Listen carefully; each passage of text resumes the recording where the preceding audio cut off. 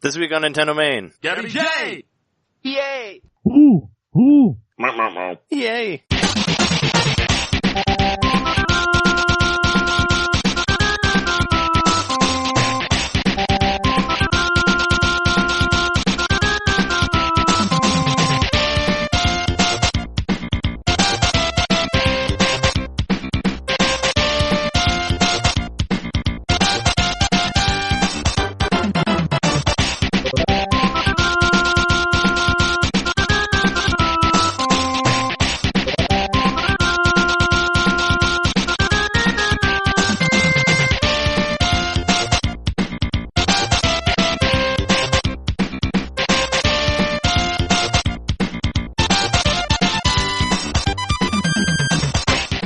Welcome to NintenDomain, episode 115.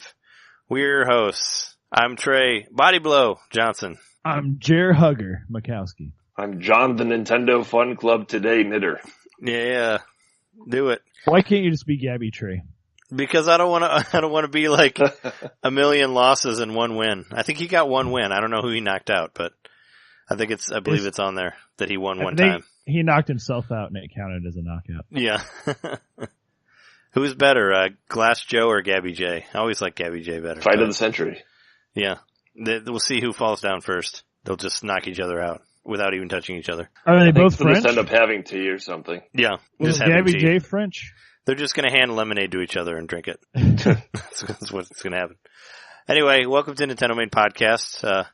We're here to bring you all the good news of Nintendo and other stuff.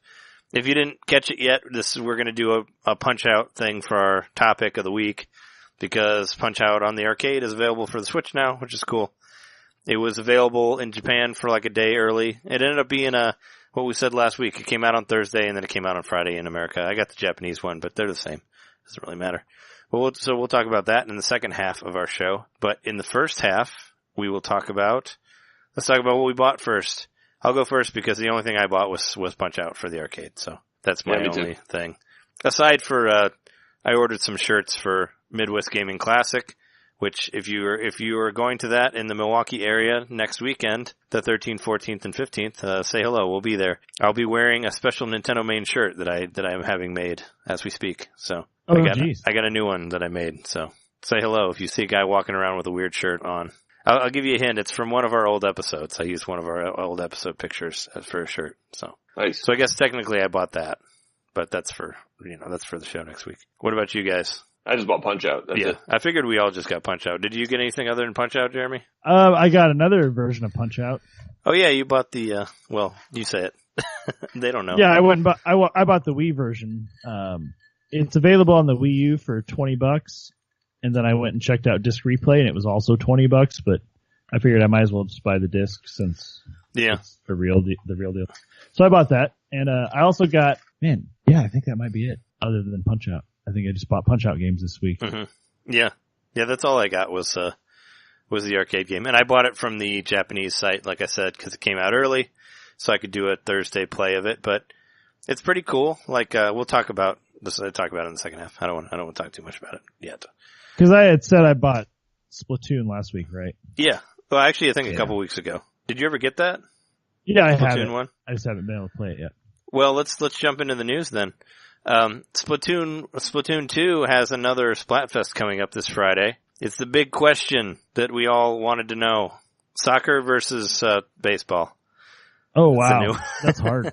Battle of the boring sports. Yeah, right? Well, I mean, I don't know. Yeah. I think it'd be funnier if it was like football versus American football. They could do that. Right. That'd be funnier, Especially if it's the band. Well, nothing about the band, but just that they're the same name and one's one or the other. I don't know we're going to do a stream this Friday for that. Yeah. Yeah, it'll be cool because we can actually, now that we know how to be on the same team, we can do it again. So it'll be fun. But what team are you thinking about picking out of either of those there?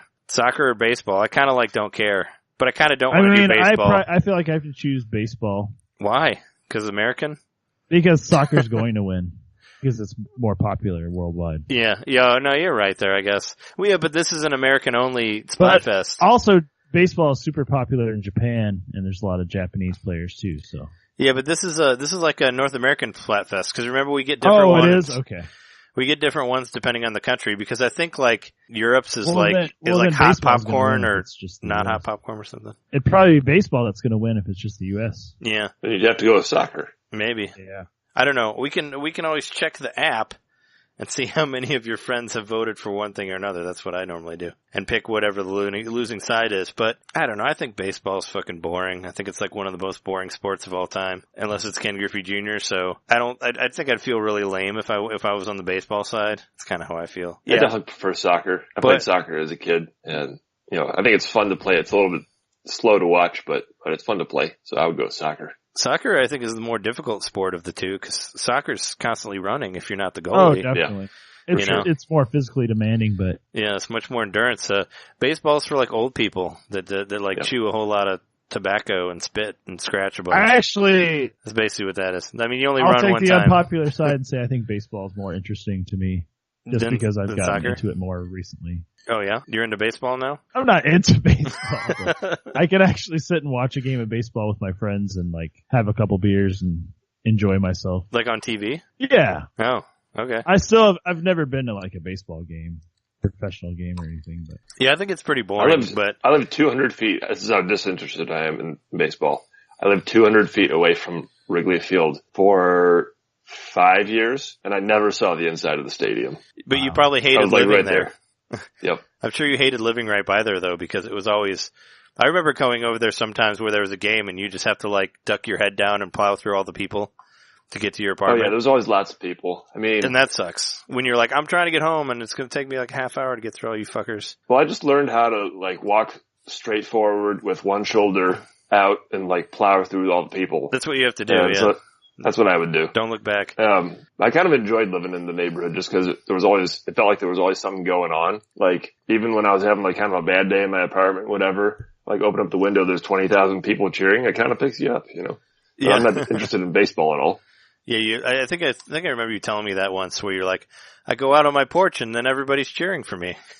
I know, it was kind of nice. Because they like cheer for everything there. Well, we can do baseball if you want. I mean, according to my friends list, only 2 people are on the baseball team and like 7 people are on the soccer team. So okay. Soccer's probably going to have more people, which I always try to go for I mentioned it before, try to go for the one that has lesser people on it because there's a better chance of you always getting pitted against the other team. You won't necessarily have to play against yourself. I think last time, I thought that we were going to win last time because we did the egg, right? Between the chicken and the egg. Yeah. And I was surprised that chicken didn't win, but hey, or that egg didn't win, chicken won. So Yeah, the minority won. Yeah, because I think more people picked egg, but whatever. Anyway, we're going to do it this Friday around 2 a.m. Central, so tune in on twitch.tv/NintenDomain podcast, and you can watch us do shit.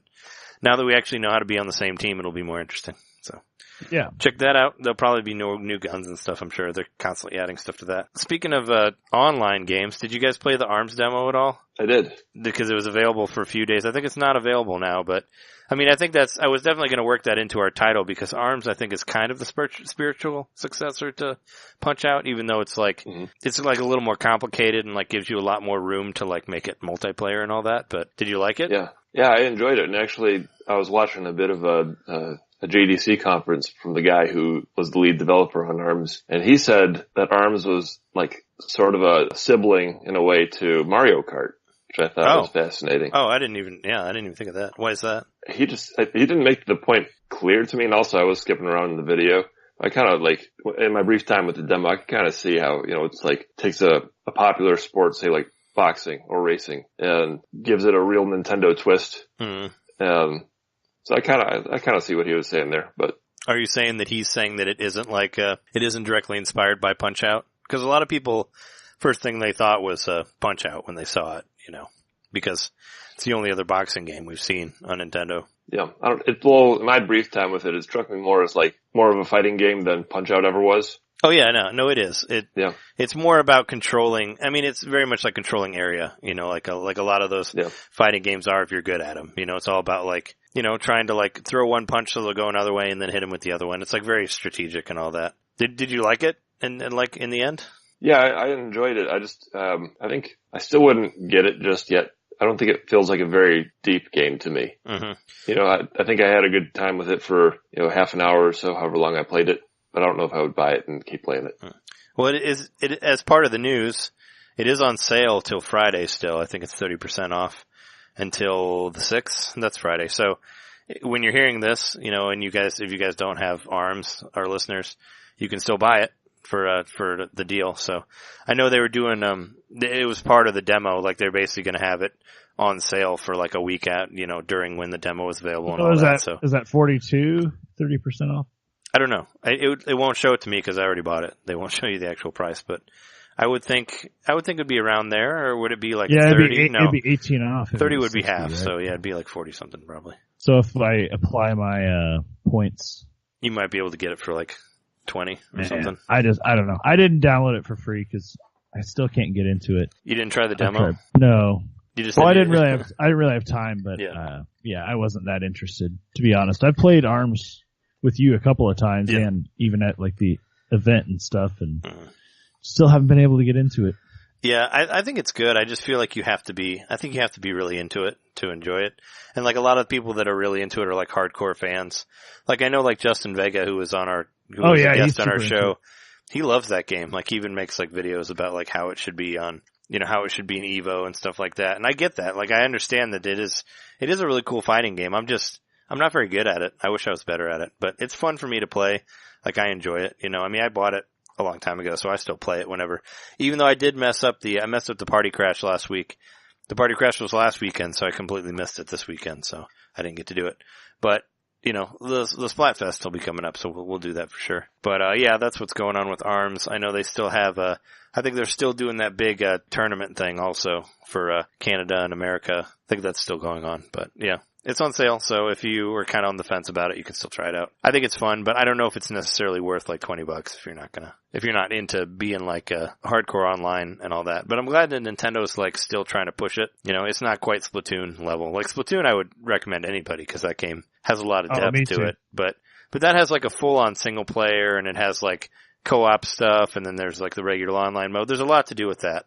Whereas ARMS doesn't really. I mean, there's like different modes, like there's basketball and volleyball and stuff like that, but it doesn't seem to, I don't know. But they're still adding characters to it and levels and all that, so I feel like they'll support it until, it's Nintendo. They'll support it until, they find something else better to support or something. I don't know, or until something else takes off. But, on the sales side, it is the first Nintendo party game that's been on sale, I believe, like first party thing for Switch. Right? I haven't seen anything. I mean, I would have picked up Mario Kart 8 if I saw it on sale. Like that one's never been on sale. And of course, like Zelda, Mario Odyssey, those aren't ever going to go on sale. So it's the first party title we've seen that's on sale. So there's that, at least. I would like to get it eventually. Like I say, I'm not super into it, but I know if I sunk my teeth into it in the single player mode for a while and committed myself to it, I might enjoy it more. Yeah. I just think every time I've played it, it's been in a sort of competitive sense, and I've always felt outclassed because I'm really bad at fighting games. I mean, that's pretty much how it is. It's very competitive. I think I could get it for $20. Yeah. I mean, it's possible.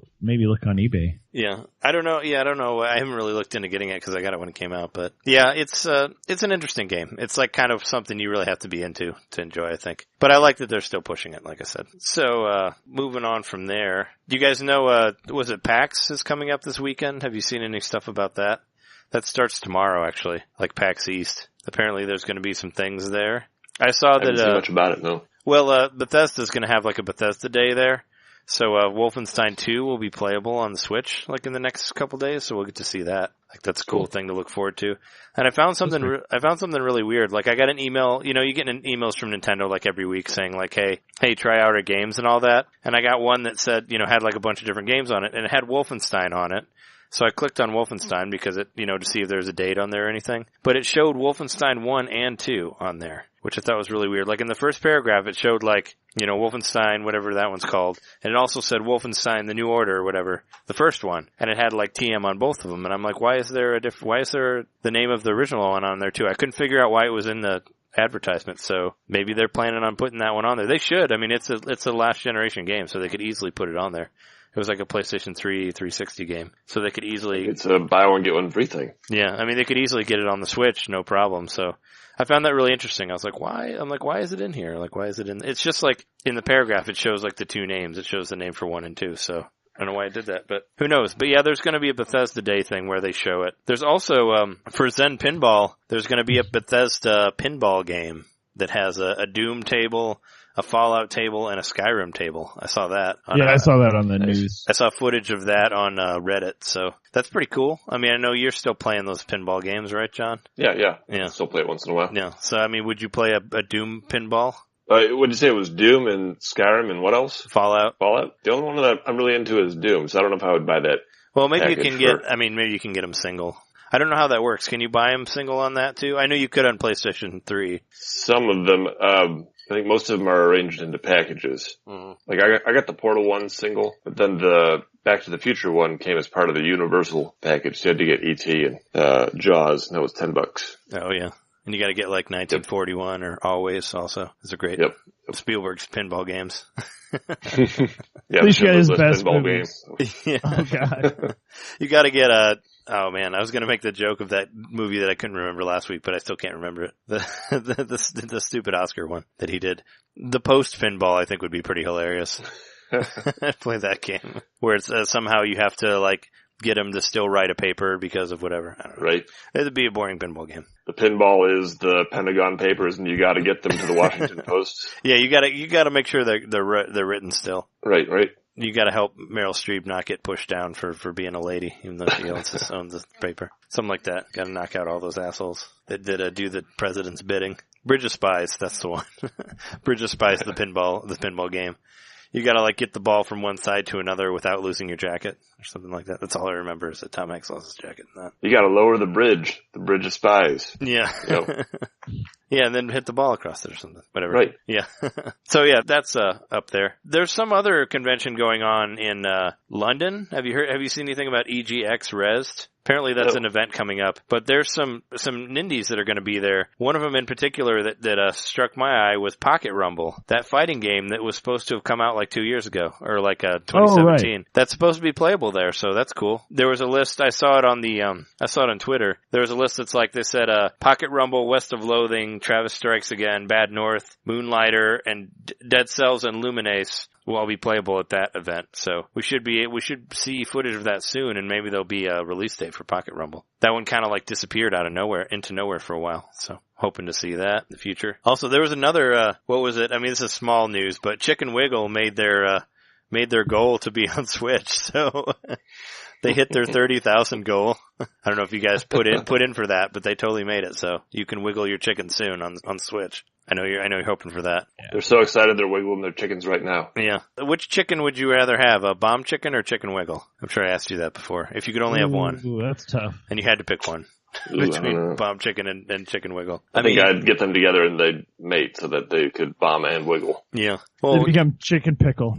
Well, chicken wiggle, you can make your own levels, so maybe you can do that. Chicken pickle. There's I just wrote down a bunch of games that were coming out that I saw. There's also so have you heard of Crazy Justice? They talked about it on IGN. Apparently there's an actual PUBG game coming out called Crazy Justice. Oh, for the Switch? Yep. Yeah, for the Switch. Switch? Yeah, it actually kind of looks like Fortnite, but it does where you can like build, it's like the Minecraft, okay. So it's a clone, Rumble stuff. Yeah, but it looks cool, and it's an actual game that got announced. They had a Kickstarter? Yeah, they had a Kickstarter, and it made it to whatever level it needed to get to for the Switch.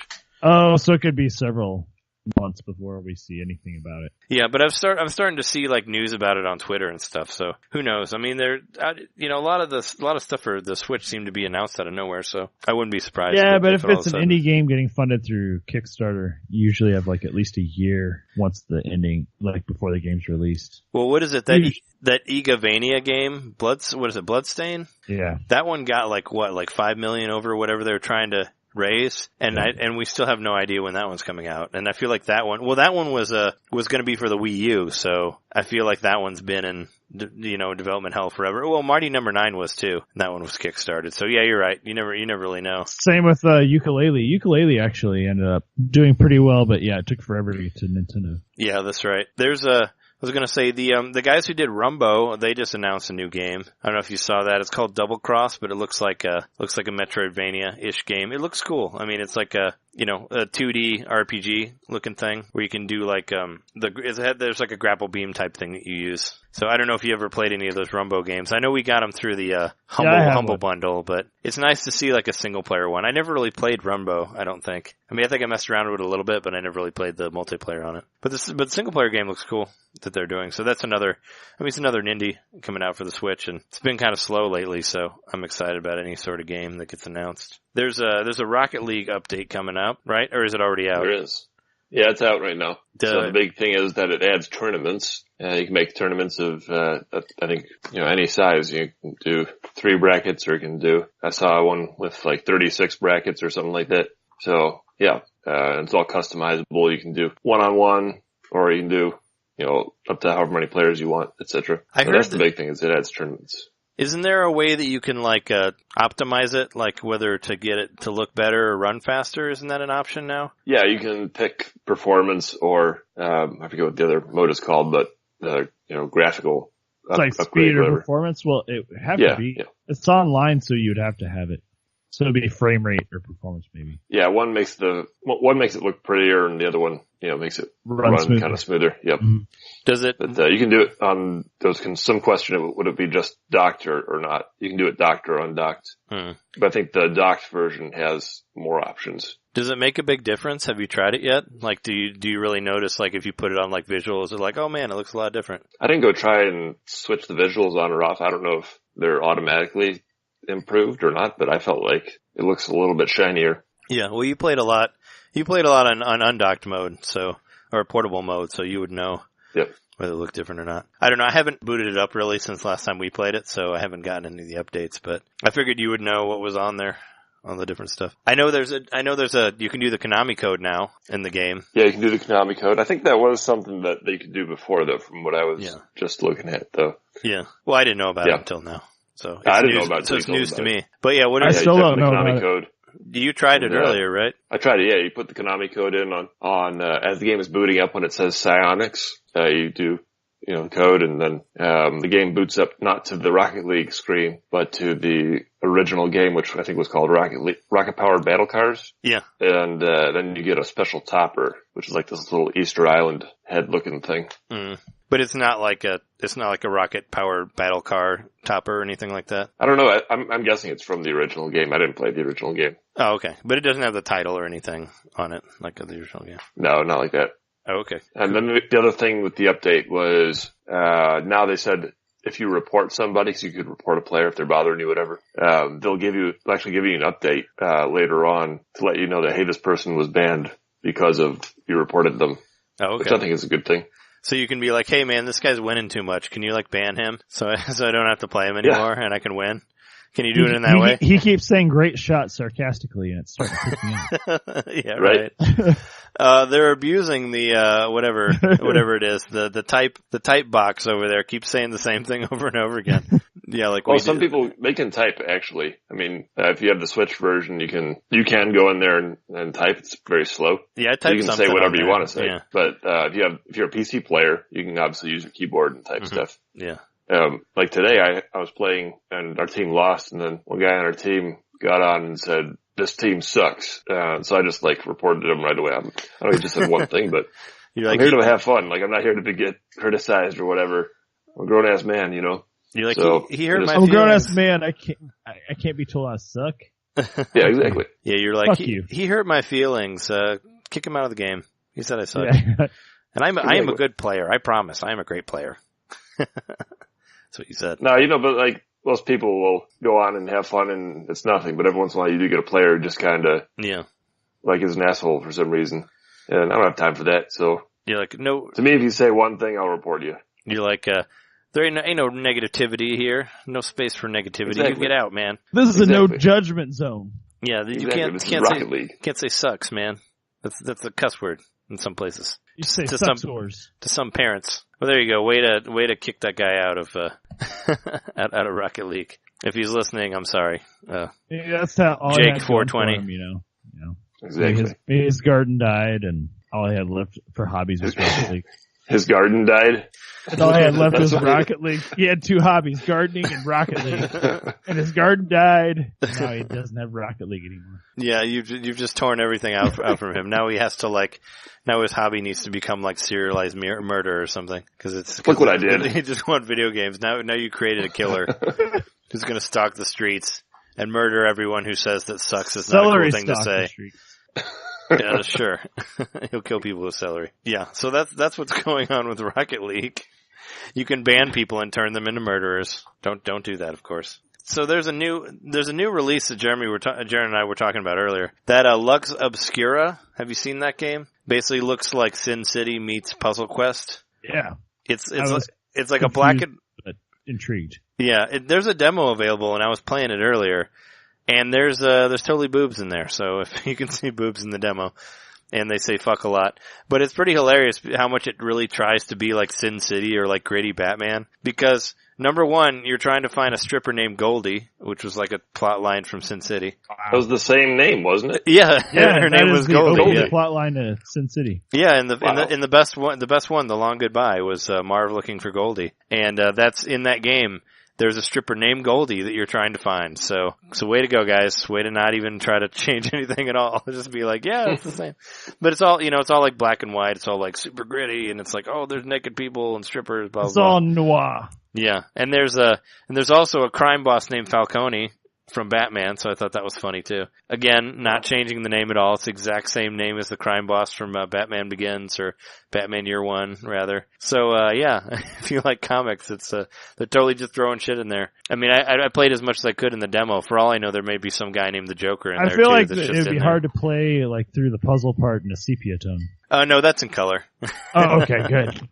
No, the puzzle part's in color. But no, it's, if you ever played a Puzzle Quest, it's a lot like that game. Do you remember that game? It was on DS. It was you could play it on the phone for free. It's you basically connect, 3 or 4, and whatever you do, that'll give you like magic power, and you can do attacks and stuff like that. It's the same sort of thing. Except there's actually a band in the town I live in that's called Puzzle Quest? Yeah. Really? Named after the game, yeah. Oh, wow. Are they super bitty and all that? It's like, I've never heard them before, but I've seen them on flyers. I hope they either sound like, video gamey, or they sing about like dragons and stuff and puzzles and squares. I mean, they might. I don't know. If Puzzle Quest is their name. But yeah, it's like that game. I'm kind of intrigued by it, actually. And it's only $8. I don't think I'll buy it because I'm saving money for the show next week. But yeah, it was just playing through was interesting. It's like, hey, there's the other kind of full frontal nudity that we've had on the other side. Even though it's just topless and nothing else. There's no dicks in this one, like that other one. Outlast, yeah. No Outlast dicks.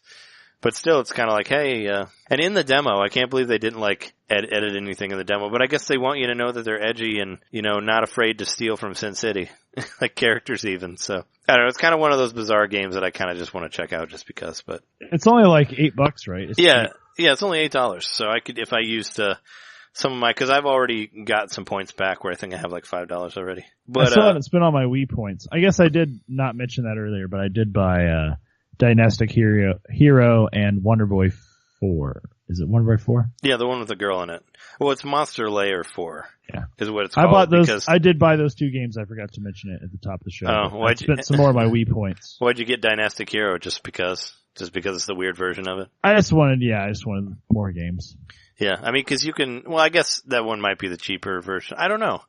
Cause I got the same version of that, but I got the Wonder Boy version of it on Sega Genesis. But I don't know which one's cheaper. I think I went off of Jeremy Parrish's article, and basically he said like this is the expensive weird version of the game. So well, it's just it's the one that's going to be harder to find, I guess. But there's no difference. So it's the same game. It's just different sprites. Yeah. So that's why I bought it. I was like, well, I'm not going to be able to get Dynastic Hero on anything else other than emulation, of course. Yeah, unless you want to get a TurboGrafx 16, but apparently those are hard to get. I don't know. Well, even the game itself is expensive. So. Yeah, we'll see next week. But I have $3 that I can take off. I still have 300 gold points, so. But I'm probably going to use it. So you mean Goldie points? Yeah, Goldie points. But I'm probably going to use it for what I hope is my pick of the week this week. Guess what it is? It's that game I've been trying to buy for like 3 weeks now. Take a guess. Bad Dudes. Bad Dudes is back on here again, supposedly coming out tomorrow, so hopefully I get to play that. Wow. Bad Dudes Name change again, it's now called Bad Girls. No, yeah, no, it's still called Bad Bad Dudes. people. No, it's called Dad Boots. Yeah. Dad boobs? Is that what you said? It's called Dad Boots. They changed it around. Dad boobs, not dad boobs, dad boots. Octo dad boob. Octo boob dad. Octo boob dad. There is actually an Octo game coming out this week called Octocopter. Double or squids. I'm not going to play that. But, yeah, that's my pick of the week is dad boobs. I mean, bad dudes. Oh, hopefully that'll actually come out this week. I mean, we can only hope. We can only hope, yeah. There was another indie game that I saw announced called Dark Devotion. Looks like a Castlevania game. I don't know when that's Sounds coming like an out, but it AFI looks cool. song. Dark Devotion. I think it's an album even. That came out after Sing the Sorrow. But yeah, that's the news that I got. Is there anything that I missed that you guys know of? No, I think it's kind of a slow news week. Yeah. I mean, I had to dig for that stuff, but it's more than we normally have. Like I said, PAX is around the corner, so next week I'm sure we'll be talking about anything that happens there. I feel like some of the other companies are going to show stuff, especially since Bethesda is planning on showing Wolfenstein 2 running on the Switch, so that'll be really interesting to see. So it's a big thing that I'm waiting for. And we got our big thing next week too, coming up, Midway Gaming Classic. So I wanted to start. I haven't mentioned it yet, but after next episode, we'll be there. So when our episode 116 premieres, we will already be at the thing probably. Well, that night, but say hello. Anyway, do you guys want to take a break before we get into punching and doing body blows? Yay. Border.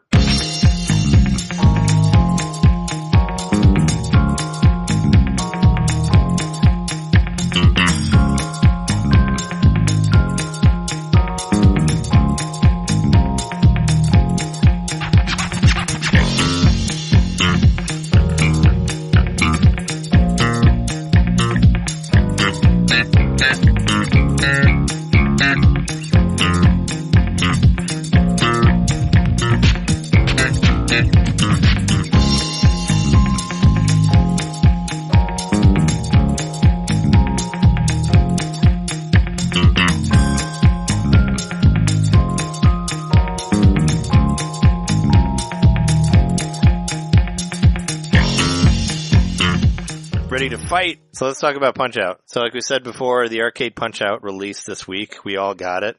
What do you guys think of it, of the old game? It's pretty great. It's my first time ever playing it. Yeah. But, I think, it is hard. To me, the difference is that the timing is a little bit different. I think they fine-tuned it for the NES game. Mm. Well, right. Basically, we were talking about this earlier, but, the way it is, instead of like you, not hitting anything in your arms being at your stomach, the original arcade game had a joystick that you either put up or down, whether you would either hit up or down, but it's not as smooth as it is for the NES or the Super Nintendo one or the Wii one, where you can either hit up or not anything and it'll just go because I feel like there's kind of a delay, like you have to hit up and then punch, like you can't just hit up and punch, so it's not. You also have to block high and low versus the NES game, you held the up button and he would cover his head. Yeah. Well, no higher or low, right? It's actually more like the Super Nintendo one, because in the Super Nintendo one you block high and low also. But the same thing, like if you don't hit anything, you automatically block low. And if you hit up, you block high. So low is default, you just up. Yeah. Whereas this, you have to switch from one to another. Basically what I did is I kept it on the low one and I just body blowed whenever I had a chance. And then I would do, super punches whenever I got it up there. And I made it through 4 or 5 guys. I made it all the way to Pizza Pasta, and he kicked my ass. I couldn't even get a hit in on him.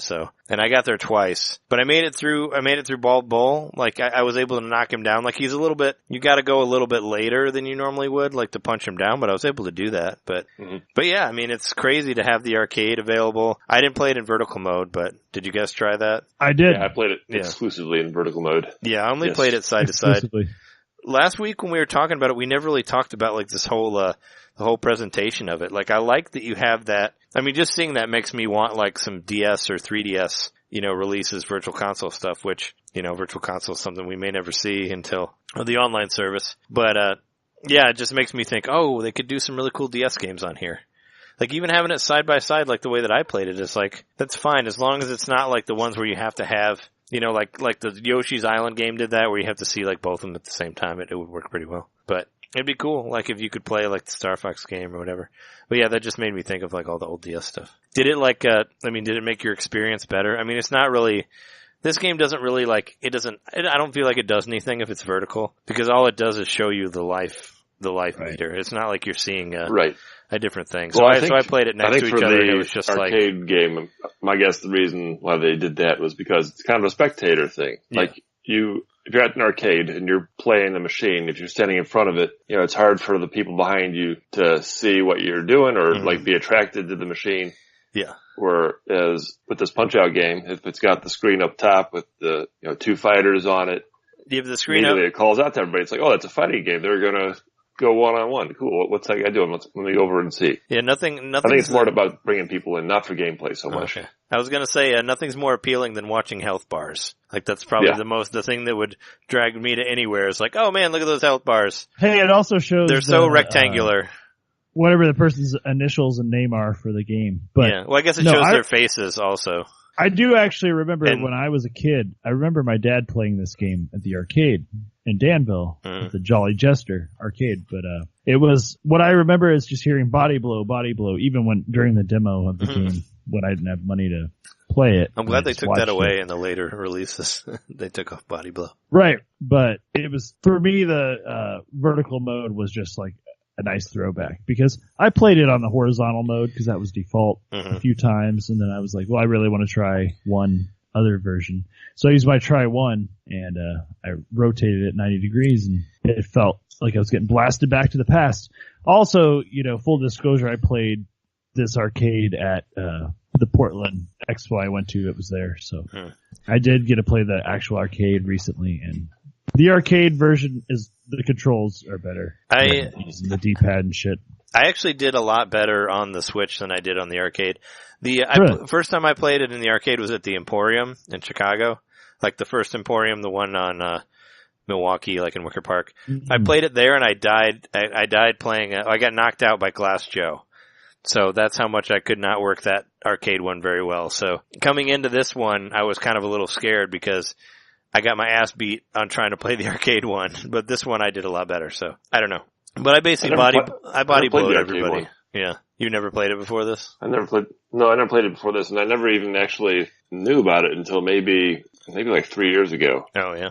Like, I didn't know there was anything before Punch-Out on the NES. So it's quite surprising to me when I found out Punch-Out was an arcade game. Wow. Yeah, it was 1984 was when it released, so it was pretty early. Yeah, the arcade's the first one I remember. Yeah. Just because I was a kid, like I said, like even if my dad wasn't playing the game, I was like, he was playing something else and I was standing by the Punch-Out arcade watching the demo play, just hearing body blow.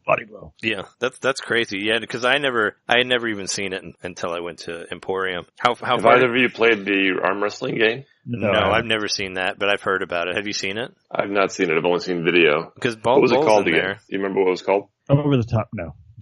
Yeah, Over the Top. Yeah, what was it called? How far did you guys get in the arcade? Like, how many guys did you make it through?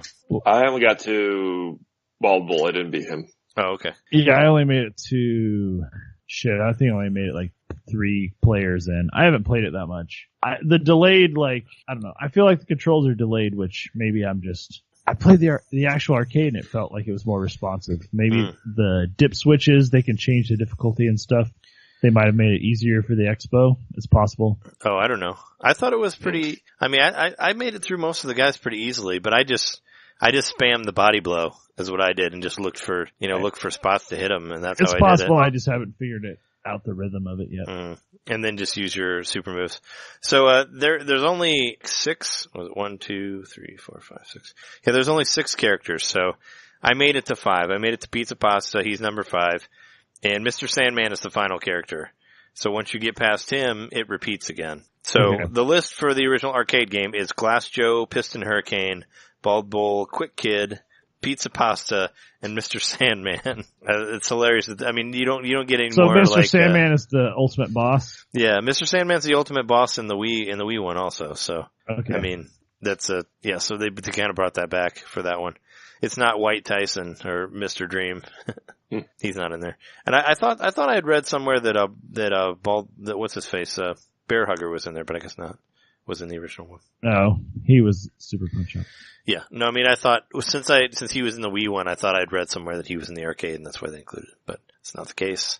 But yeah, I almost made it there. I almost made it to that guy, but it's a hard game to play because you only get like one continue, and once you continue, you're gonna start all over again, so kinda sucks. But it's just cool. It's really cool that it's available. Like, I like having it, and I've kinda like jumped in and played it. Like, I was at my, fiance's, grandma's house, and I just played a little bit while I was there and just popped in and, played the game. And it reminds me, the arcade version reminds me a lot more of the Super Nintendo one than the original one. Mm-hmm. It's weird how close they are. Like where the characters are about the same size. They did like a see-through thing, but this one has like the green, like the green wires, wall wires around him. And, it does the same thing where you build up the super move where like every time you hit it gets higher and higher and gets to the end of it. And you can do it like unlimitedly pretty much until you get hit. So that's cool, It's nice to see like kind of the beginning of what became the Super Nintendo one. But, am I right in saying that that little Mac or regular Mac looks insane? Like picture of him, like if you see, where it's like he's got crazy eyes and the green hair and all that. Looks like he's been through some things. He's had a few drinks and taken a few knocks. He looks nuts. Like he's like, let me fight somebody. He's like, I gotta punch everyone. He's like, come here, let me punch you. Like he's just crazy punch drunk, just wants to hit everybody. Yeah, he looks insane. Like with his green hair and his screwed up face. There's some dude on the bike that just tells me everything to do, and I just do what he says. Yeah, Doc Lewis isn't even in that one, is he? In the arcade? Maybe he's just in his head. Yeah, because he's not though. I didn't. And see neither him is around. Mario. Mario's not the referee. Can you see the referee on the arcade one? Yeah. No, I didn't see him. Their counting's really I weird thought on he that was. too. Maybe I'm wrong. I might be getting confused with the Wii version again. Yeah, no, the Wii version has a different referee. No, I think the arcade doesn't have a referee, but he counts really, really quickly. Like once you knock the guy down. 1, 2, 3, 4, 5, 6, really 7, 8, 9, 10. Yeah, he's like, 1, 2, 3, 4, 10. And I'm like, what? Okay. Yeah, it's fun though. I mean, it's really cool that it's on there. I didn't feel like it was like, I felt like it was as unresponsive as most our old arcade games are. They're not as fast as you would think. It's definitely not as fast as the NES one or the Super Nintendo one, but it's really fun to play, and I'm glad that it's on there. I had no problem paying $8 for it, even though I'd say this and the Super Mario Versus were my two games I was looking forward to the most on the arcade series. Sure. This must have been pretty amazing to play back in the day. 1984 it came out, you said? Yeah. Like, the graphics look pretty great for 1984 when you consider, Atari or whatever else was out in the day. Yeah, it looks like your Terminator came out. The first one? Yeah. No. I thought it was later. Was it this really is probably the first fighting game that a lot of people play. It's not really a fighting game in the modern definition, but the first one-on-one, where you're throwing punches and fighting each other. This is kind of, I don't know, maybe Punch-Out deserves a little more credit for that. Oh, there was a second one. There was an arcade sequel called Super Punch-Out that came out. So maybe that's the one I'm thinking of that has more characters in it. When the arm wrestling game was just called Arm Wrestling. Yeah. But, yeah, 1985 spin-off called Arm Wrestling, which has Bald Bull in it, by the way. There's a guy that you beat and he takes his mask off and he's like, I'm Bald Bull. So, that's funny. That's what I know about it. There's a masked dude in there. And Patrick Swayze for some reason. Patrick Swayze in there too. Yeah, totally. So like there's a sequel to the arcade called Super Punch-Out. And in that one, Bear Hugger, Dragon Chan, Vodka Drunkinsky, who later became Soda Popinski, Great Tiger, and Super Macho Man are in there. So they just kind of put the two together for the NES one. Well, for the Super Nintendo one, because a lot of those guys, Bear Hugger and Dragon Chan didn't make it. They ended up in the Super Nintendo one, so. Yeah, but Soda Popinski, Great Tiger, and Super Macho Man did. But yeah, that's crazy. I hope they release that one too, the Super Punch-Out one. You might have played that one, or was it the original one that you played at the convention, Jeremy? You're right. Maybe I played the Super Punch-Out. It was the vertical cabinet though. It had the two screens. Yeah, I think they're both vertical. Okay. I think they're both vertical cabinets. I'll have to look and see. Yeah, I see a picture of the cabinet right here. It's a vertical cabinet. Yeah. I'd like to play that one. I'm wondering when that one's going to release. So that was your first Punch-Out experience, right? Was watching your dad play it, Jeremy? Yeah. What was yours, John? It was over at my friend's house. My friend who lived behind me. He was also very into Nintendo, him and his brother. So he had an older brother who was kind of like the one who would tell us about the new games, whatever. It's kind of how he found out. Sure. And I remember him playing Punch-Out and thinking, whoa, this is like something else. It's pretty fast paced and competitive. It was kind of a step up, especially graphics wise. To see those big characters at the time, that really made an impression on me. Mm-hmm. Yeah. I never, my first Punch-Out experience was actually Super Punch-Out on Super Nintendo. I never played the NES one, and I definitely didn't play the arcade one. So I remember, I don't think if, I had a friend who sold all of his Super Nintendo games when he bought a 64 in high school, and he sold them all for $10 or something. So I bought Super Castlevania 4 and Super Punch-Out from him, and, I thought I got a third one too. I wanted to get Final Fantasy 2. Oh no, I got Mystic Quest is what I got for $10, Final Fantasy Mystic Quest, which was super annoying because I really wanted 2, but he had already sold that one. But I remember buying them for really cheap from him, and I played the shit out of Super Punch-Out, and I never beat it all the way. I got all the way to Hoy Quarlo, the Stick Man, and I can never beat Stick Dude. But I think we were talking earlier, probably the worst character in that game is Heike Kagero, which is what I've been I was this Sunday I was trying to I was like, oh, let's see if I can get through Super Punch-Out. So I've been playing it on my Super Nintendo Classic, and I can get all the way to Super Macho Man, but I can't really hurt him very much because he's fucking hard as shit. But I was playing it again, and I still love that game. That's still my favorite out of all of them. I never really got into Mike Tyson's Punch-Out. I remember I had friends that played it, I guess, but I never actually really played it until the Super Nintendo one. So all I remember is people talking about knocking King Hippo down and stuff like that, but I never actually played the game until after. I don't think I actually played it for myself until the Wii times, until they released it on Virtual Console. It was when I actually started getting into it. But do you want to talk about the NES one then? Or do you have more to say Or do you have more to say about the arcade before we move on? Well, my opinion on the arcade is, I think it holds up. It's a lot of fun still. Mm-hmm. Surprising that it came out, 34 years ago. Still feels pretty well paced and still looks pretty good. It looks really good. The scaling of the sprites I was pretty impressed by. Yeah, how they move up at the end when they win. Yeah, that's pretty cool. Yeah, I noticed that too. And I just think if you were to ask me, what year did this game come out in? I would say maybe 1992 or 94, a lot later than 1984. It really looks pretty good. Oh, yeah. Well, arcades were so ahead of the game at that time that, it looks like a Super Nintendo game, way, 15 years before Super Nintendo. So it looks really cool. And I guess they must have had to tone it back from that to get into the NES because, the characters definitely don't look as good. And a lot of the way the game works in itself is completely different too, which is weird. Like how we were talking about how it's the arcade one is so much more like the Super Nintendo where you build up your super move. Whereas in the NES one, you just get the stars, and use it like that. So it's weird. Something to do with counter punches or something. I don't know, but we can move on to the NES one. This one, like I said, I haven't played this a whole lot. I played it now, but I didn't really play it as a kid. Did either of you guys have the Mike Tyson version? No. I didn't have any version of Punch-Out growing up, but I just played it at my friend's house, and we played the Mike Tyson version, yeah. Mm-hmm. Did you put the code in there and try to beat him and all that? I don't think I did. No, I can't remember doing that.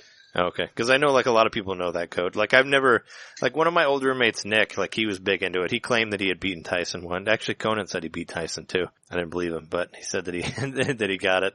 Well, a lot of people claim that in the Virtual Console one, with the wireless controllers, that the controller's not quite on and all that. I've heard people say that. Oh, there's latency, and so it's hard to beat Mike Tyson. Yeah. Well, also, that was a big thing when the NES Classic came out, where people were, I actually watched a couple videos about people, trying to test it out, with a wired controller and see if, if the timing is right or whatever they believed it was on the NES and to beat Tyson. And it's still a little bit off because of the HD and all that, but it's closer, I guess. But I watched videos of people comparing, doing the NES one and then doing the NES Classic one, and it's crazy. People get really crazy about that timing and all that. But how is there a big difference from the video? They were able to beat one and not the other, I guess. So it seemed, they said there was a couple delays or a millisecond, something like that. I don't know. I never really played the NES one, so it doesn't really, I didn't really notice it. But how far did you, I remember. So you never made it to Tyson then. I was going to ask you how far you got on the NES one. Farthest, and I never made it to Tyson. I probably made it to the guy before or maybe two guys before him. I thought the guy before him was Super Macho Man. It's either Super Macho Man or Mr. Dream, right? I think I made it to Mr. Dream. Or no, Mr. Dream is, never mind. Mr. Dream is White Tyson. I was thinking about Mr. Sandman. There's I don't know, I can't remember. Whatever the guy is just before, I think I made it to him. I never made it to Tyson. Yeah, I think I got just past Great Tiger, wherever he is. Wait, no, that's not true. I made it to Tyson one time, but that was on the emulator. I was playing on my computer, and he soundly defeated me instantly. So you save stated it, pretty much? I might have been using save states. I can't say for sure. I don't know. Yeah, I figured you might have. I mean, well, because I think it's similar to the arcade where you can only continue so many times in the NES one. I think my first real memory of Punch-Out might be from Captain N, because as you remember, King Hippo was one of the villains in Captain N. Oh yeah, he was, wasn't he? Wasn't he like blue too? Wasn't he like a weird color? Yeah, he was like a weird color, and I don't know if they were trying to make him look more like an actual hippo or something. Yeah, that's weird. It didn't really work out. He just looked kind of weird. And he was like Mother Brain's henchman. It was him and the eggplant wizard from Kid Icarus. They were like the two goons. Well, yeah, wasn't Mega Man green also in that? Like, wasn't that Mega Man was green? Up? Yeah. And he would say, oh no, that was Kid Icarus. Kid Icarus had a verbal tick where he would end everything with Icarus. He was like a Pokemon, yeah. Yeah. Weird. Yeah, don't believe Captain N for anything. It just will steer you wrong. Wasn't like Game Boy a character too in that at one point? Yes. Mm-hmm.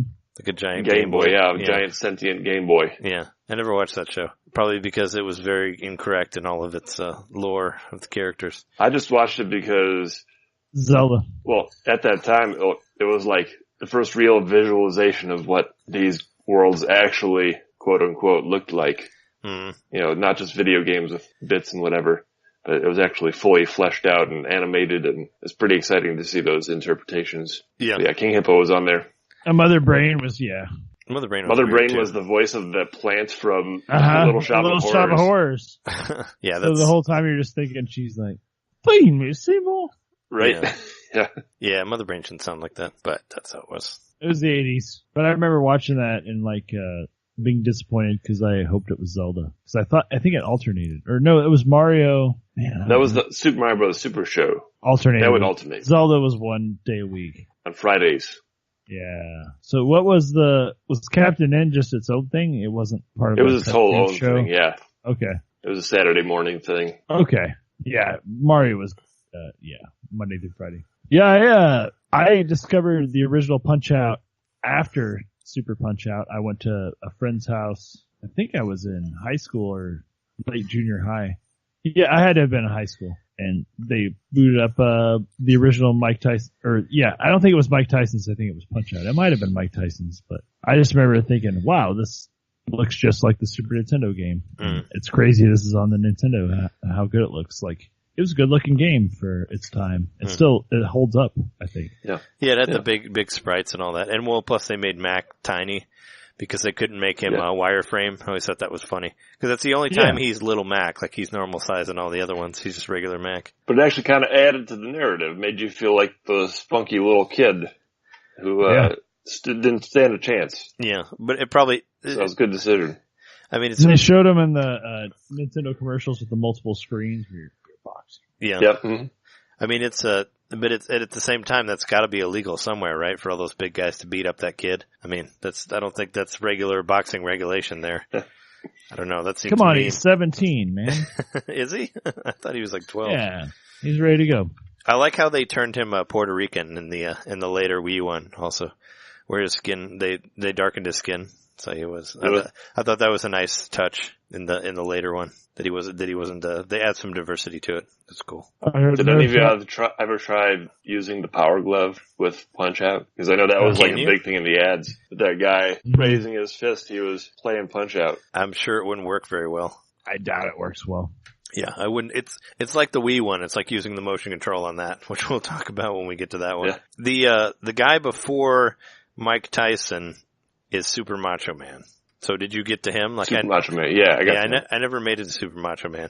I think the farthest I got was the second version of Don Flamenco in the world circuit. I got to the second version of Piston Hondo. I think it's the first I ever got. Well, Piston Honda was his name in the original one. And then they changed it because of copyright, I guess. Now he's called Hondo. Yeah. It's Piston Hondo, yeah. Yeah, Piston Hondo. In the Wii one, he's Piston Hondo, which I thought was funny. I figured that was like maybe they thought Hondo would sue them or something like that. I don't know. So, supposedly the Mr. Dream one like, why Tyson was taken out, right? Like, a lot of people think it's because of like his unlawful doings and whatnot, but I think, from what I heard, he was removed like before that stuff even happened. Like, Nintendo kind of cut him out because they didn't want to pay him for anything. Like, they realized that they don't need him, that they have a good enough team, so they're like, we should just cut him out, so then we could just make our own version without him in there, and it'll all go to us, which makes sense that Nintendo would do that, because that's kind of how they are. Do any of you know, like, why he originally got in there to begin with, Mike Tyson? I don't know. I mean, it had to have been just somebody in Nintendo America saying, when did the game came out? The game came out like 1988 or so? I think it's 87 is what I saw. 87? So it's still pretty early in the life cycle of the NES.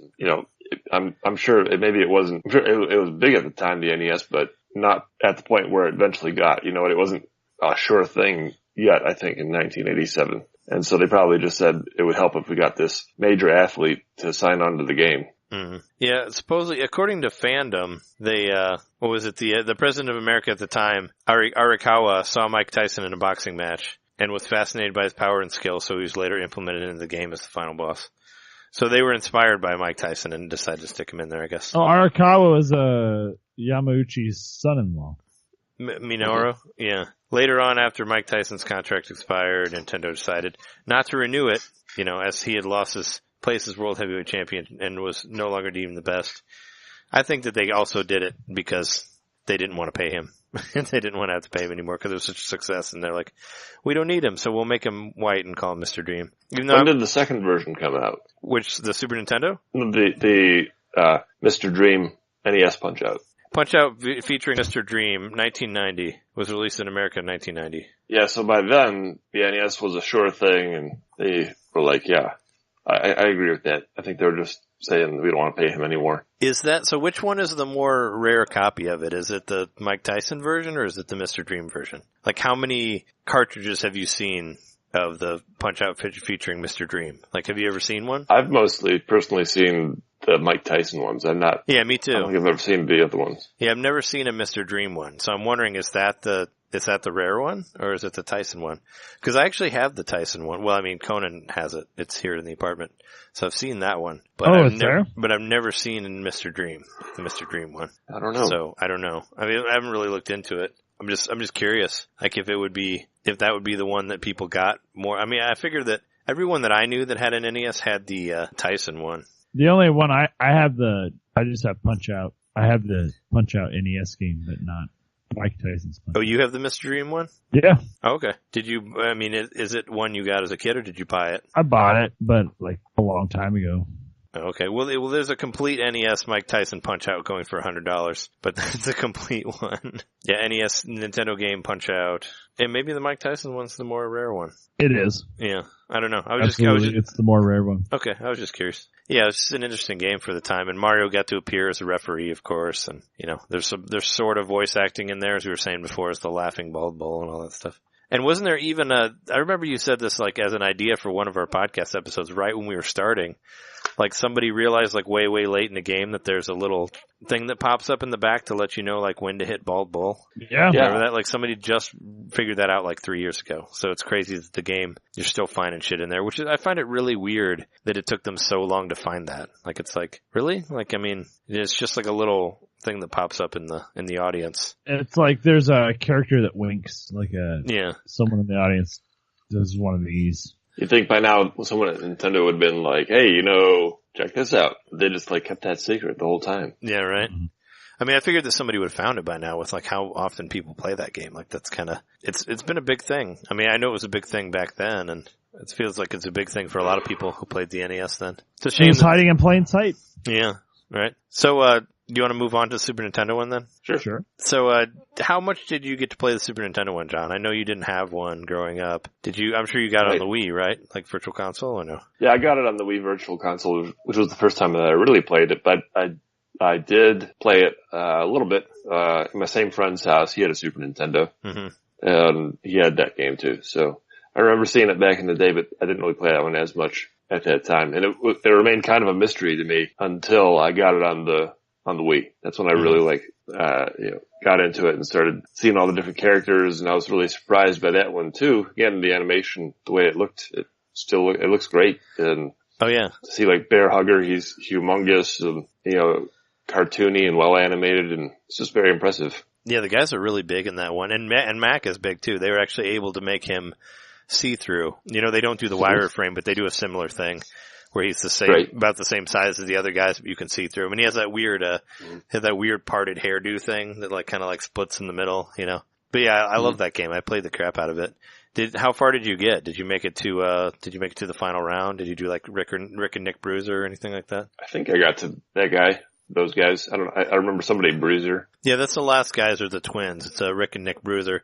And I remember they can like disable your hands. Like they can make it so you can only punch with one hand. Like that's like their big thing. They can like knock your hand out.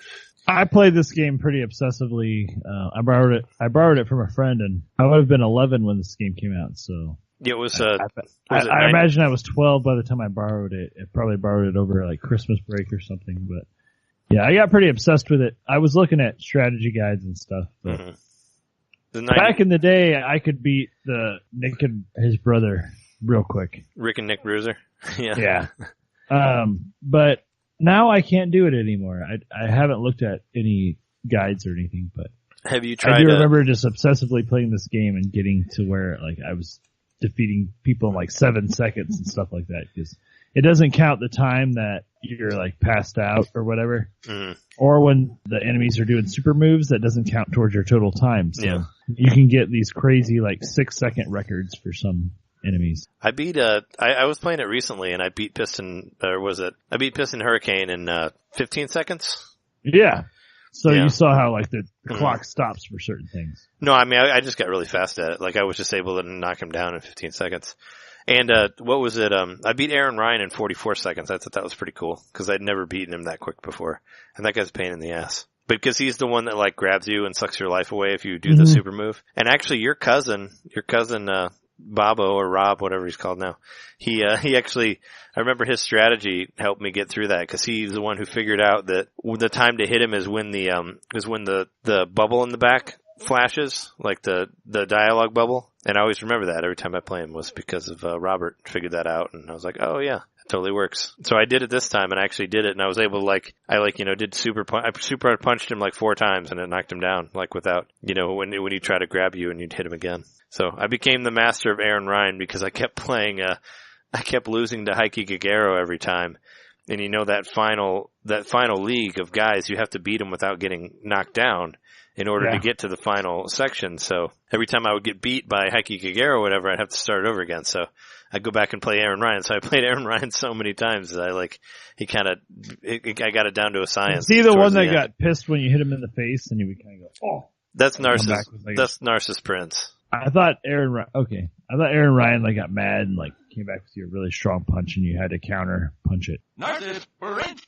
It's that guy.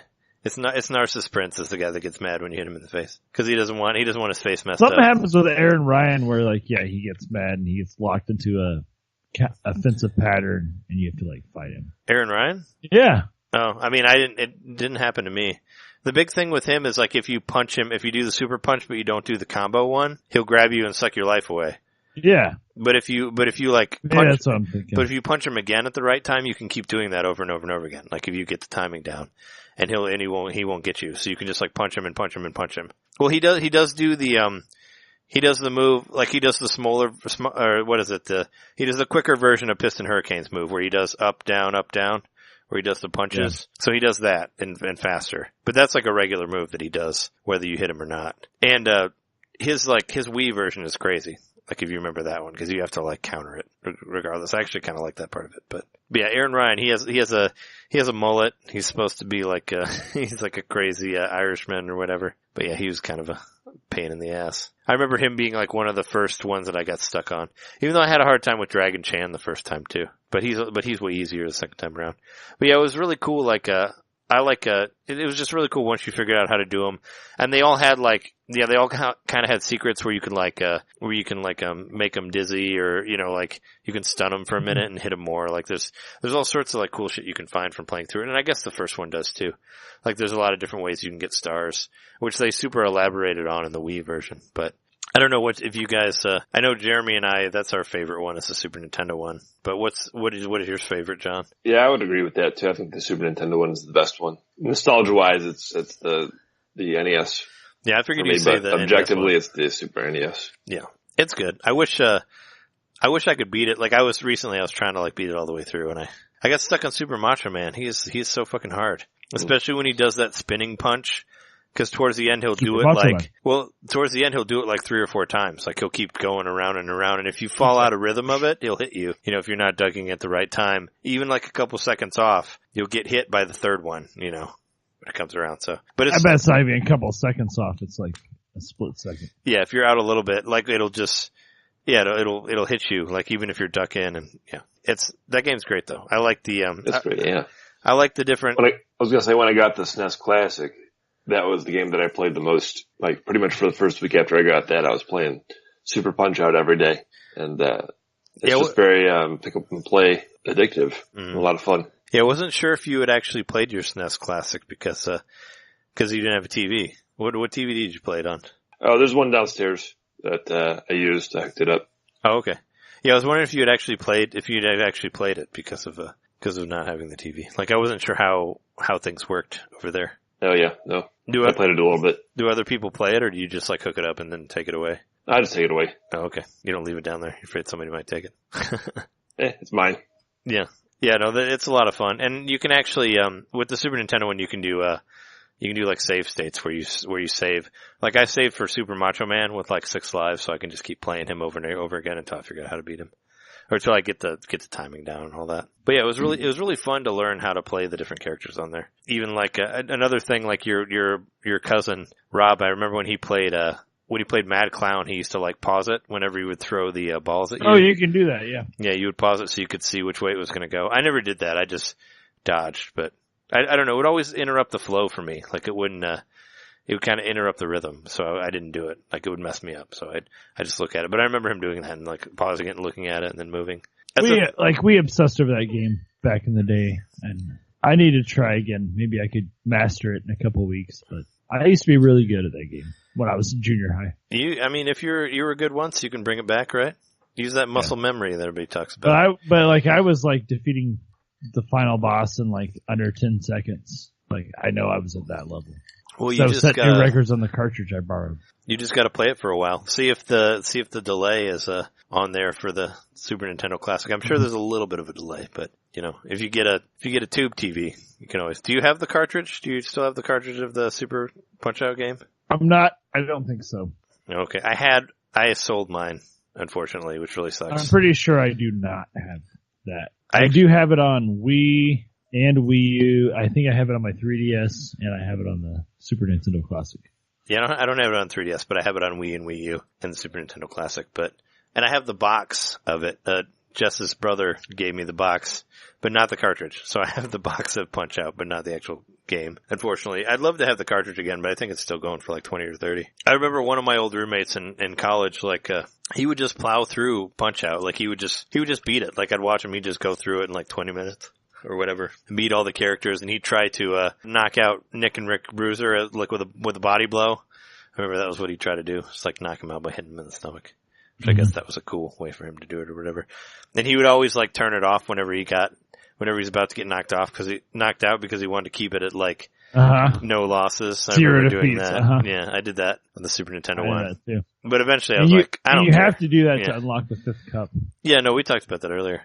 Because that's why I kept playing Aaron Ryan over and over again, because that's where he started to go back and fight him. Yeah, but that one's definitely my favorite one out of all of them. Not the Wii one? No. Do you want to talk about the Wii one? Is there anything more you want to say about the Super Nintendo one before we move on? It's boss. Yeah. If you play one, play the Super Nintendo one. Who's your favorite character on Super Nintendo? I guess I didn't ask, like, who's your favorite character on the NES one? We didn't ask that. Oh, yeah, let's do that. I don't know. I'm going to say King Hippo. Yeah. He had the personality. And, he was in the NES, or rather the Captain N cartoon. Yeah. So I have to go with that one. I like the second version of King Hippo in the Wii one, which we'll talk about when we get to that one. I don't know if you got to him, but he does some cool stuff. I don't know. I want to say like Bald Bull maybe, I guess, because it's the first time I saw Bald Bull, and I like his his dash move and all that. But I guess if you're going for ones that are only in the NES one, you kind of have to say King Hippo. So what do you say, Jeremy, for your favorite from NES? Don Flamenco was pretty funny. Is he the one that the rose and the hey? Is he the one where you just went like hit him in the head, then him in the body, then him in the head, then him in the body? I think Which character was that? I think that's him. On the original Punch-Out. I think that's him. Yeah. I thought that was like hilarious when someone told me about that because I discovered the original Punch-Out after Super, so when I found out you could just alternate up and down punches. And no, I think you can with him. Yeah, my old roommate Nick, like he told me a lot of those strategies. That's actually how I got as far as I did. How I got to like the last part of the third section of guys in the NES one. I wouldn't have been able to do that if I didn't know. Because like a Great Tiger, like if he like whenever he dunks to uppercut you, you can like get stars from him on both sides. So you can get a ton of stars. Like every time he ducks, if you do a body blow, you'll get a star. So you can do that. And then I got a bunch of them in that. But yeah, King Hippo is probably my favorite, I guess. Mike, I guess that's my favorite character. What about Super Nintendo though? Who's your favorite one on that? That's kind of a hard one. I like Bear Hugger. Yeah, I was gonna say. He was so huge. I like the fat dudes. Yeah. He was so big, he took up the whole screen, and he was really well animated and looks cool. Had that big beard. Yeah. I liked him. My upstairs neighbor Larry, he kind of looks like Hagrid from Harry Potter. He's like a big dude with a big beard and all that. And I used to go work out with him at the gym, and I remember one time he like was wearing overalls, and he was like wearing overalls with no shirt under it, and I was like, it's like you look just like Bear Hugger right now, minus the baldness because he has long hair. But I thought of it there.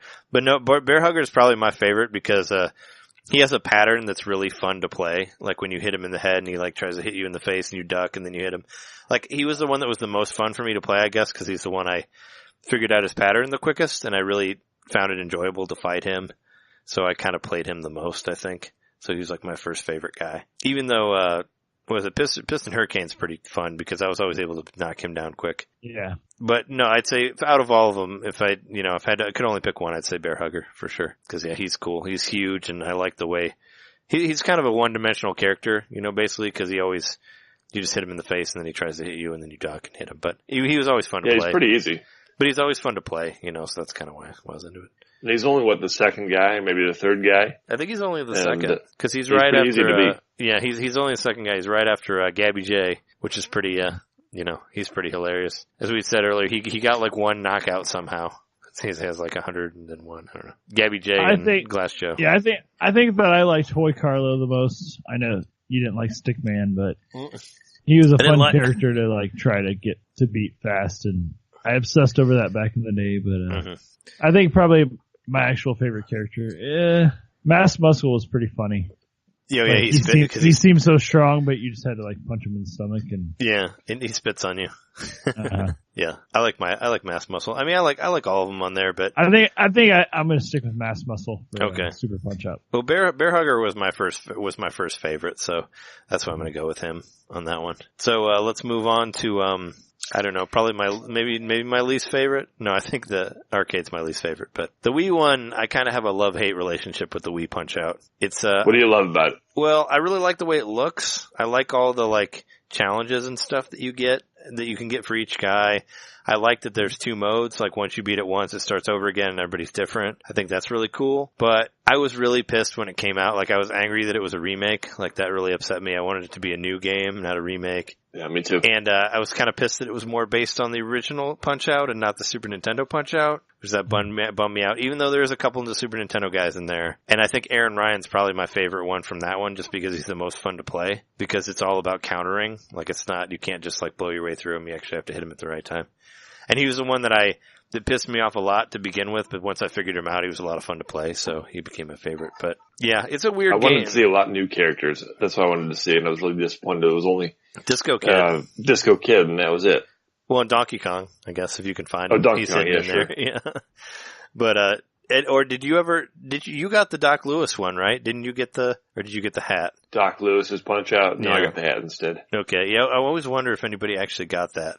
I didn't get it because I wanted a physical hat, but that was it was a gift for the Nintendo Club, Nintendo Fun Club, or what's it called? It's not called the Nintendo Fun Club. It was Club Nintendo. Yeah, because they actually changed the name of it in Punch Out, which I thought that was funny, and the Wii Punch Out. They changed the name to join Club Nintendo today. Yeah. But I mean, I like, there's a lot of cutscenes. It's like voice acted, like the characters speak in the language from the countries they're from and all that. Like, and they do these kind of like little Street Fighter intros where it shows like the different pictures of what they're doing before they fight them. It's like the presentation is really good on it. But who did that game? It was Way Forward, I think, right? No, it was what was it? Level 5, Next Level. It was the guys who did Soccer. It wasn't Way Forward. Oh yeah, okay, I remember. Or is it Next Level? What is that? What is the name? I can't believe. I think it's Next Level. I think you're right. I think it was Next Level. It was the guys who did Strikers. Strikers, yeah. I don't see anything on the case. Next Level Games. It's Next Level Games. Yeah, I was right. Yeah, developed by Next Level Games. It's the same guys who did they did Soccer. So okay. So yeah, those guys. But yeah, it's like I really like the presentation a lot. I like the graphics a lot. But I have a really hard time with the rhythm. Like, it was hard for me to get into the rhythm of some of the guys. And it gets hard really quickly, I feel like. Like, it spikes pretty quickly. And my most hated guy on there is Great Tiger. Like, I hate him so much.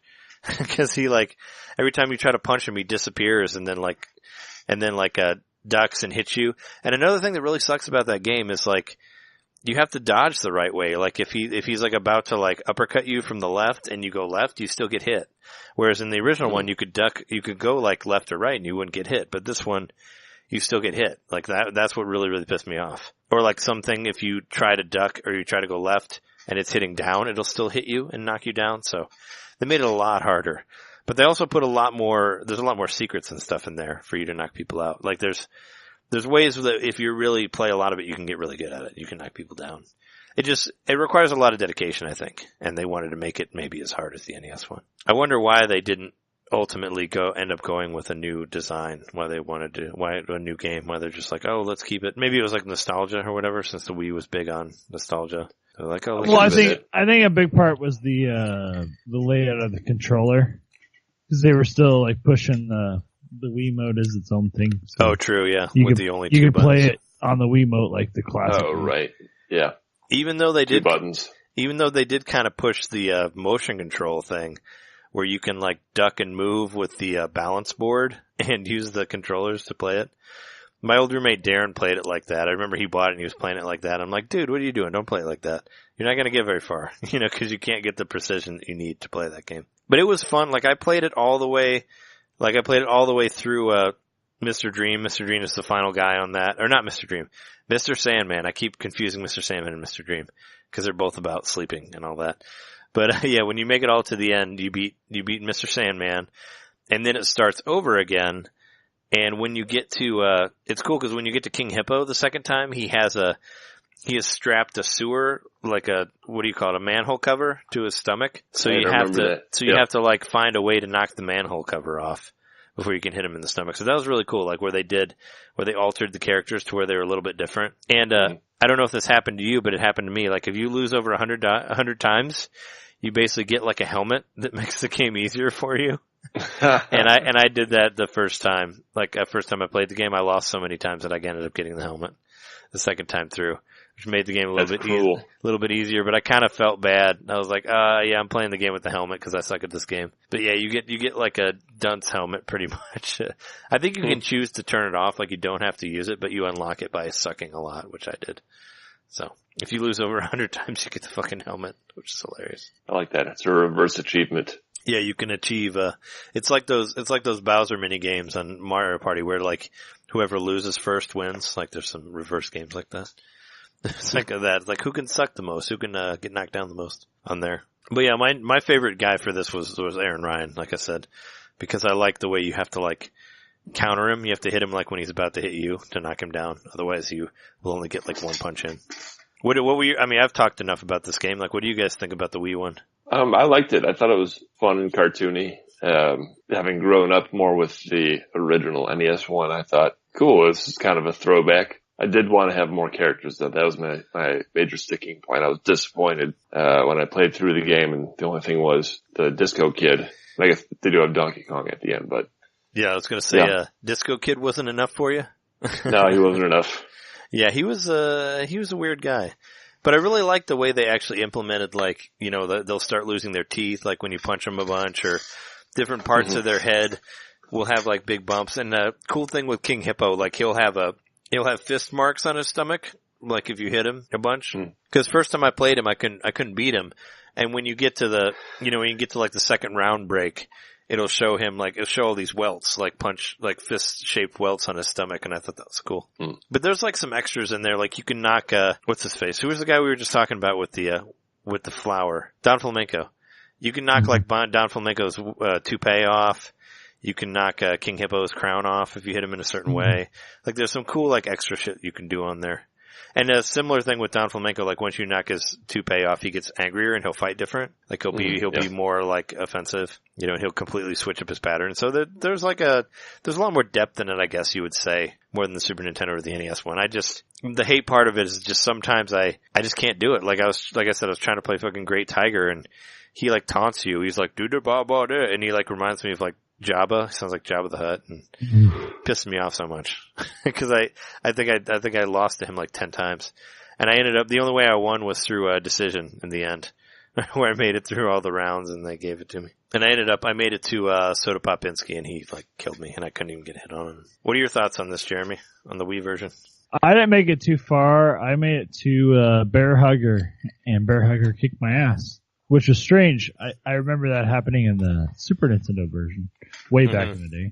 Yeah, well, the Bear Hugger's only number 2. He doesn't hug like he used to. Like, it's different now. Yeah, no, he doesn't play at all like he did before, which kind of made me angry also, but whatever. At least he's in there, I guess. It's I want to get past him, but, I mean, I beat Disco Kid, which was nice. Because he was annoying. Yeah. It's so weird. I forgot to mention, like, Here it comes. Oh yeah, he tells you like when he's gonna punch you. And then he does his disco stance and you can get the star from that. I forgot to mention, it's weird, like in this one you can knock stuff out of them. Like when you punch King Hippo, like a pineapple comes out of his head and like other fruits and stuff, or like Piston Hondo, like sushi comes out of him. And whenever you knock him down 3 times, there's like an animation that happens. And there'll be all these like pineapple or sushi or whatever fruits like falling from the sky. Oh yeah, Glass Joe was croissants. Was it? Oh yeah, cause he's French. It is. Cause he's all like, wah-ha, wah-ha. Yeah. At least they all like, gave them, or I mean, I think they're authentic languages. I mean, I don't know, but it felt like they were actually speaking in different languages when they talked. So they give them like more of a backstory and all that. But yeah, it's weird that like when you stun them, there's like all this, there'll be different things that spin around their heads when they're knocked out. And I like all the, like I said before, I like all the like, what is it? There's like a championship mode or, no, what's it called? There's an extra mode where you can go through and it'll be like for Glass Joe, it's like knock Glass Joe down 3 times but still lose to him as the judge's decision. That's a hard one to do, but there's like all these extra achievements and stuff that you can do I think it's exhibitions or something like that. But that was a cool extra thing to do on there. And there was also a crazy multiplayer mode where you can turn into like a roided out Mac, which actually ended up being the super move for him for Smash Brothers. So, and he was one of my favorite additions to the Wii U Smash Brothers game. So I really liked seeing him in there because he was fun to play as, even though he's really easy to fall off the level if you're not careful enough, because he has a move where he jumps like really far to the right or left. But yeah, is there anything else you want to say about the Wii one? I mean, I think it's worth it. If you can find it, get it. It's a lot of fun. Yeah. And when did that one come out? Was that one like 2009? That's 2009. So if you don't count ARMS as a spiritual successor to Punch-Out, it's been like 9 years. Well, 9 years in May since we've had a Punch-Out. Like, what do you think about that? I mean, it must say something for Nintendo releasing the arcade, I guess. But do you think they'll ever make another one? And if they did, what would you want from it?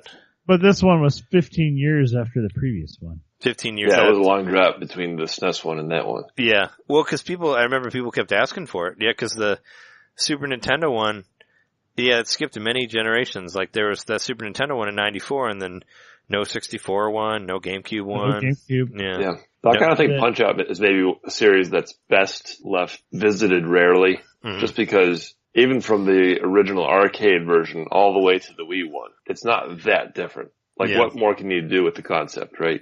All you can do is come up with new characters, new patterns. Yeah, but I mean, if they did that, there's a lot of complexity, but it's very simple controls.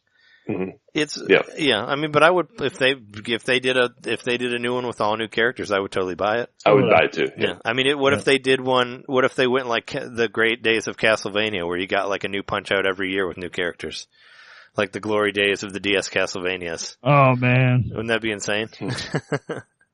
Or they could just make one and make it a platform where you get like decent DLC characters, like roll them out like they do for Splatoon, where there'll be a new thing like every month or something like that. They could do that. Like, I mean, I wonder if I wonder if there's anything in the cards for it. Maybe you could even have a Punch-Out character show up in ARMS at some point. Like, I guess they wanted to separate them, but surprised there's not a little Mac or something you can unlock. But it's supposed to be in a different world. Did you guys ever play that Fight Night game for GameCube? Do you remember that? Because there was I played it on the PS2, never on the GameCube. Okay, well then you don't. Then you missed like the whole reason to play it. There was a Fight Night game that came out on GameCube that had Super Punch-Out on it as an extra, like the whole game. So Super Punch-Out was re-released for GameCube, so you could kind of say that. But if you could beat the Super Punch-Out on GameCube, you get to play as Little Mac in Fight Night. Like he was a character in there, like a 3D character. So the blonde one or was he little? Black hair one? No, it's not Little Mac. It's the Mac from Super Punch-Out. It's the blonde one. That's why Super Punch-Out's in there. But you have to beat the whole game. But I thought that was cool that they included that in there. So it sort of had a little bit of a nod in game. Cause that was back in the day when, EA for a while they were adding, cause remember they stuck like Mario and NBA Street? Like Mario and Peach and Luigi were in there as a team. That was crazy. And you got to see Peach raise the roof, which was pretty funny. But yeah, that was the one to play, was the Fight Night. Maybe it was round 2. I don't know. It was the GameCube one, but it had I couldn't believe it had had all of Super Punch-Out on there. This was way before Virtual Console and all that. I almost got it just for that, but I didn't because was that before it was $60. or after Animal Crossing? I want to say after. I think it was after Animal Crossing, maybe. But Animal Crossing didn't have any Super Nintendo games on it. They were just NES games. That's true. So that's true. I guess it was just crazy that they put the whole game on there. But yeah, there was that in there. But no, I'd love to see a new one. Even if they did a remake of the Super Nintendo one, I would be happy with that. Like if they do it kind of like the NES, like they did the Wii one, where they add more guys to it also. Or maybe bring in some guys from the NES. Like, I'd be happy with that as the first one, but then they should go on from there and do another one. But it's kind of like, if they do that, then when is the new one going to happen? Is it going to be like another couple generations down the road, or? I think they're probably working on something. Yeah, I would hope. I mean, I would love to see, you never know. Nintendo's like always got shit up their sleeves.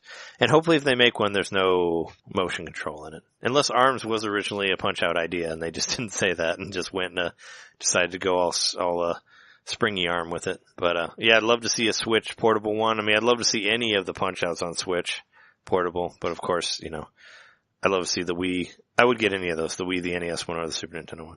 But if there's another 15 years, then it may be 2023 before we see the next Punch-Out. 2023, and this one has Disco Kid Jr. in it. There's some other No, it's new guy. Dubstep Kid. Dubstep Kid, yeah. Oh yeah, back when that's done. Whatever. Is there anything else you guys want to say about Super Punch-Out? Or Punch-Out in general, it made me violent, and I punched a lot of people because of playing this game. It's a great game. Made you punch out? Played. It's a puzzle game disguised as an action game. Perfect way to describe it, yep. Yeah, I mean, it's a rhythm game too. It's like a rhythm puzzle game. Yeah, no, it's a lot of fun. It's the only boxing game I really played. Did you guys ever play Wade Hickston's Counterpunch? Did you ever play that game? That was a Game Boy Advance game. Oh, but I've heard good things about it. I have it, and I can't beat the first guy on it, but I have it for Game Boy. I was trying to play it. Is the animation basically Punch-Out, yeah. The animation's great, yeah. No, it looks really good. It's very much like a Punch-Out game. A lot of people tried, like there was like Ready to Rumble was one, there were some other bad ones that were in there. There's one in VR called Knockout League, which is actually pretty good. Oh yeah? If you want to play Punch-Out in virtual reality. Yeah, it's a lot of fun. It's exhausting. Do I have to actually swing my arms? I actually own a game where you get to play Punch-Out in virtual reality. So yeah. Telero Boxer on the virtual world. Okay, yeah. Oh yeah, we forgot about Telero Boxer. Yeah, because there are some spin-offs of that. Yeah. Well, there's also the boxing game in Wii Sports, which I guess could kind of be, even though that was the one that sucked the most, but there was a boxing Telero Boxer is actually fun. That game sucks. Yeah, it was fun actually. I remember Telero Boxer. I thought it was pretty complicated, but I remember playing it. Yeah. Is that a VR one better than Telero Boxer? I bet it isn't. I will say it's better than Telero Boxer. No. I think I can say that. Sacrilege. Nothing's better than Television Boxer. Is it all in red and black? No, it's not in red and black. So then it's not better. There you go. Television Boxer. Check mark. Yeah. But it does have a trainer character who is totally a ripoff of Doc. And just the whole attitude and the whole design of it makes pretty much no bones. This is Punch-Out in VR. Do you remember, I'm sure you remember this, but do you remember that video? It was part of the Wii YouTube contest that they did, where you had to like make a Nintendo-inspired YouTube video. They did this around the Wii time. And there was that one that was about Punch-Out and about like Punch-Out coming back and all that. And Mac is like, he has an apartment and like his electricity goes out, like he doesn't have any money. Like it shows him like playing with the power pad. Like we used to watch it. Like, you don't remember that video where like Doc like trains him and he's like playing with the power glove and he uses the virtual boy and all that. That video was great. If you can still find it on YouTube, you should definitely check it out. Maybe I'll put a link to it in the description. Cause they made a commercial for the Wii Punch-Out that was similar to that. This was similar to that one, which kind of reminded me of it, but, I guess it made that one not look as good, but I still had a love for that one because it was independently made and all that, but I feel like they took stuff from it. But yeah, maybe with all the people buying the arcade version, they'll release another one of the arcade version, or maybe we could get some sort of Super Punch-Out arcade version. Yeah, or I'd love to see the Super Punch-Out, the SNES one, as like an online multiplayer game for the online service. They could do that. That'd be cool. All right, do you guys want to call it an episode then? Have we said, have we punched out enough of the Punch-Out series here? I think we're punched out. All right, we are punched out then. This has been episode 115. We are your hosts. I'm Trey Johnson. Jeremy Kowski. John Litter. And, you can find us at NintenDomainPodcast.com, where you can download all of our episodes and all that fun stuff. We're on Spotify now, too. So if you have that, you can hop over there and take a listen. If you like the show, you should leave us a rating at iTunes. And, you can send us an email at NintenDomainPodcast@gmail.com. I also have another podcast called The Honey Darling Show, which Jeremy was on this week to talk about Jessica Jones Season 2. So you can tune in on that and listen to us get all, want your cray-cray and all that stuff. You can also, catch us on Twitch, on Twitch, twitch.tv/NintenDomainPodcast. I do streams every Thursday and Sunday, and we do Splatoon streams on Friday night as well, so check that out. We also have a YouTube channel, youtube.com/FingMater. You can find a lot of the Twitch stuff that I do goes up there. I also made a new video about Twin Peaks Pikachu, so you should check that one out if you haven't seen it. It was inspired by our last week's episode, so. It's really good. It was very funny. I had a lot of fun doing that. So even though it took me forever to scrub through Twin Peaks episodes to find all those quotes, but there are even a couple that I couldn't find. I just scrubbed through them on Netflix to try to find all. I even used stuff from the new show, which I had to maybe go out of my way to find one of those episodes. But yeah, check that out on YouTube, and thanks for listening. We'll be back next week to talk PAX and all that fun stuff, and of course, Midwest Gaming Classic. We'll talk more about that too. Anyway, thanks for listening. John, take us out. All right, so coming up is my favorite video game cover song of all time by a band called Game Over, and it is the Punch-Out theme song. Get ready to have your faces melted. The song rules. It'll melt your face for like 4 minutes. We'll put it all on there and put a link to it and all that. See you later. Knockout.